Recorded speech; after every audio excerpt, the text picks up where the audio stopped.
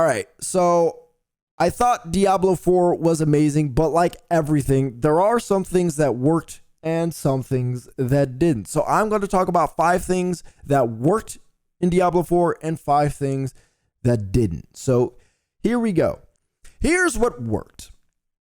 One thing, I fell in love with the story. The prologue started out fantastic, and I stayed interested until there was nothing left.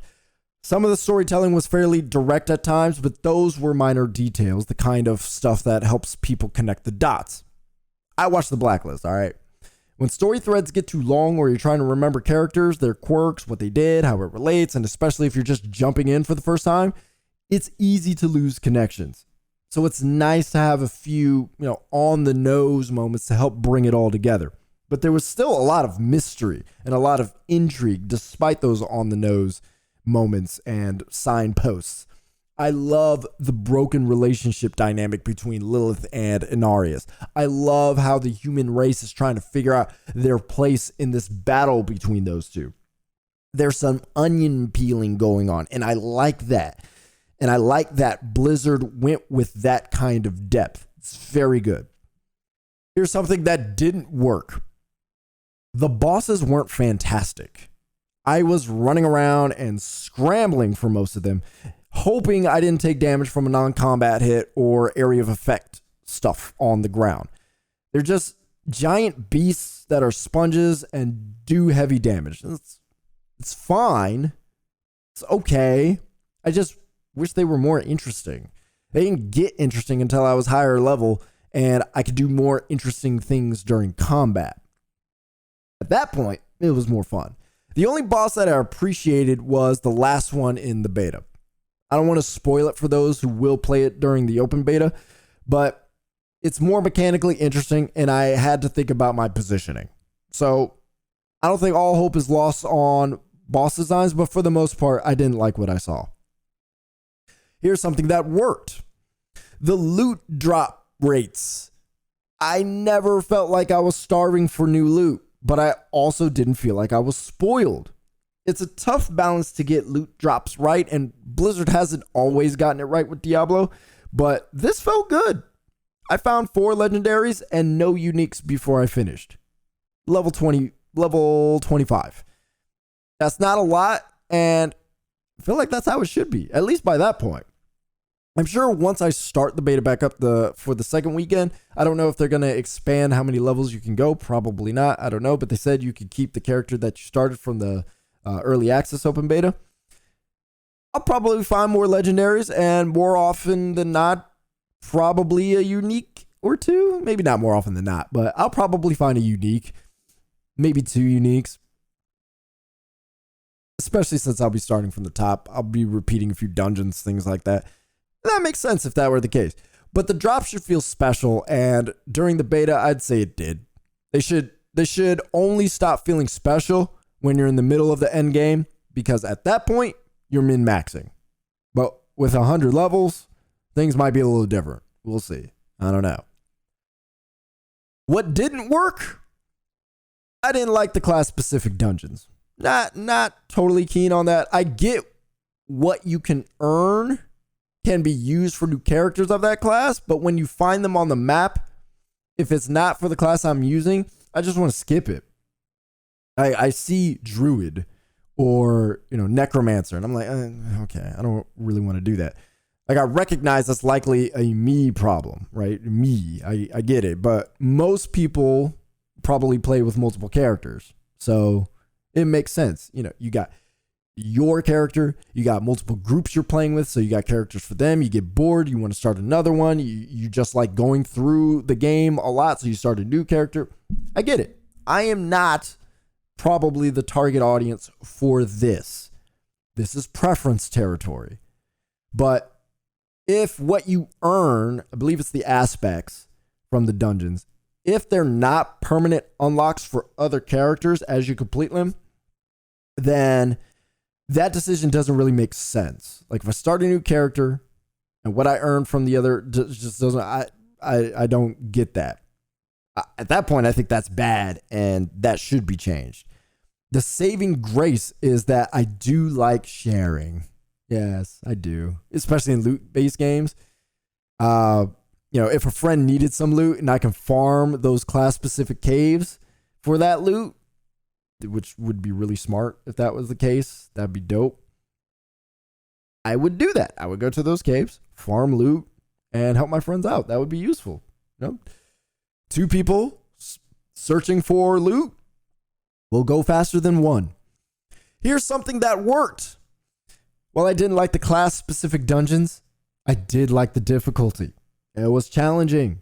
It got easier as my build became more refined, but I couldn't just breeze through them. Like, we all need a little pushback to keep things interesting and fun, and the dungeons did do that. Now, I was playing on Veteran, which was the highest difficulty available during the beta. I don't know what your experience was like if you played on normal. Maybe it was too easy. I don't know. I can't vouch for your experience. I would hope there was some challenge for you. If not, then I would say try increasing your world difficulty in the next beta and see how that feels.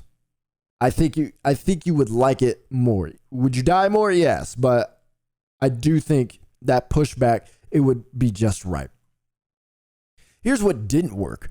And so this one is not necessarily one that straight up just didn't work, but it is one I have concerns about. So the skill trees feel a little weird, just a little. They feel more like roadmaps than skill trees. If you played, I think you could kind of get what I'm saying. And for most Diablo-inspired loot games, and even Diablo itself, like, trees give you the option to make choices that you can create a build around for your character, for your class. That doesn't feel as obvious in Diablo 4. Again, I did talk about a build earlier, so I'm not saying you can't do it. You can do it, but it feels like it's more influenced by the gear you earn than the tree you build. I'm not seeing a lot of opportunities for synergy in the tree.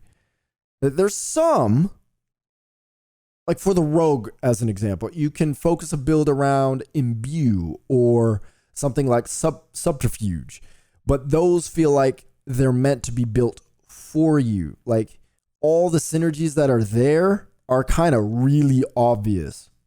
I don't want to make it sound like other games make it hidden, but there seems to be a little bit more creativity to it. Like, this almost feels like a tutorial.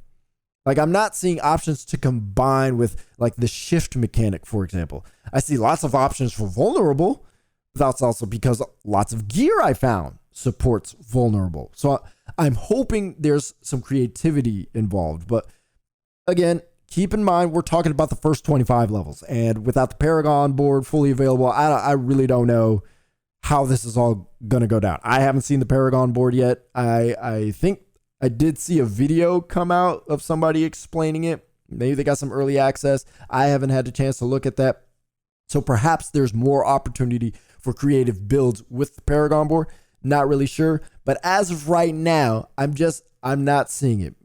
I'm curious to know what you guys think about the skill tree, and if you share the thoughts or if you have a different perspective on that. Here's something that worked. I'm impressed with the combat. It felt even more fluid than Diablo 3. I use the rogue because I like swift characters. In fighting games, I tend to use fast characters, and the rogue certainly felt great despite being a close quarters type of character. It felt responsive, the cooldowns felt fair, and balancing energy didn't feel cumbersome. Dealing with a lot of mobs was also a good balance, and knowing which mob combination to throw at you without making it way too difficult. Like, these are the little things that matter, and it shows Blizzard has been thinking about them, and it shows in the combat. What didn't work? Well, all right. I don't know what it is about these kind of games, but Destiny has this problem too. Why are the town layouts so confusing?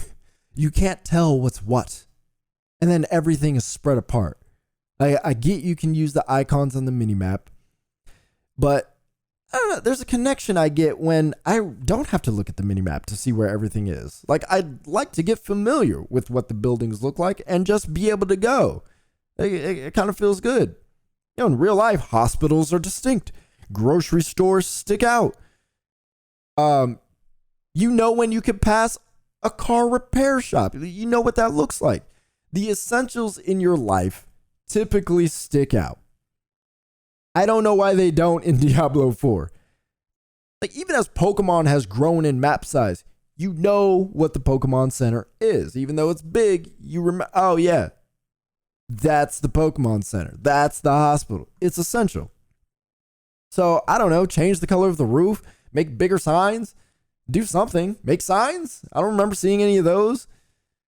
Like, I'm also not into this make a city feel like a city by making layouts confusing, right? Like, I know cities do have distinct ways of being built. This, it's not clicking with me. I'm not saying everything has to be a perfect square in like a grid format or anything, but it's not like these shops are in competition with another, right? So they could be next to each other. They're also spread out in one city and then they're bunched together in another. I don't know. Keep it simple, Blizzard. Here's what worked. I played with the controller the whole time and it felt natural. I remember when, before Diablo 3 came out and we got to try out the controller for the first time at E3 and I was blown away by how well it felt. They absolutely nailed it. And then Diablo 3 came out and it still felt solid. Now it feels like a natural way to play. I don't even have to worry about losing where my cursor is. The lock-on isn't overpowered, and most times I don't even need the lock-on. I'm good. I'm not saying controller is better than mouse and keyboard, but I certainly like being able to sit as far away from the screen as I want while laying back with my legs stretched out and my wife feeding me grapes. Oh, it's wonderful. I kid about the last part, but it is super comfortable.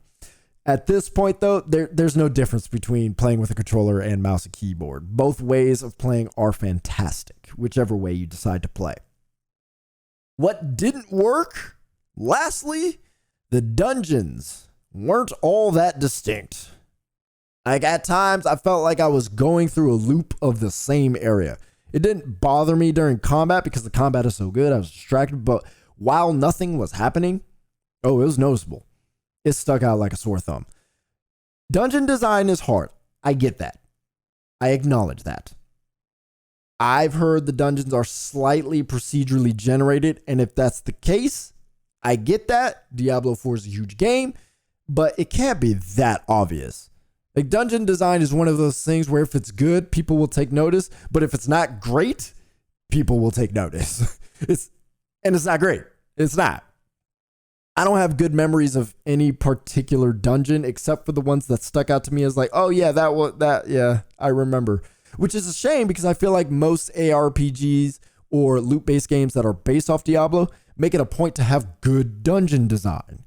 Borderlands 2 has some good designs. Destiny Strikes, typically very good. I haven't played Path of Exile, but I'm sure all you Path of Exile fans, you could tell me about your favorite dungeons. You could tell me about your favorite dungeons in Diablo 2. There's something about handcrafted that is great. But I get it. It's a big game. It's hard to handcraft that many dungeons for this big of a game. But it's still disappointing. Like, it doesn't change that. So those are my 5 things that worked and things that didn't. So let me ask you, what was something you thought worked and something you thought didn't work with the Diablo 4 beta? You know where to comment. Tap whatever thumb you like and subscribe for conversations on the latest in video games.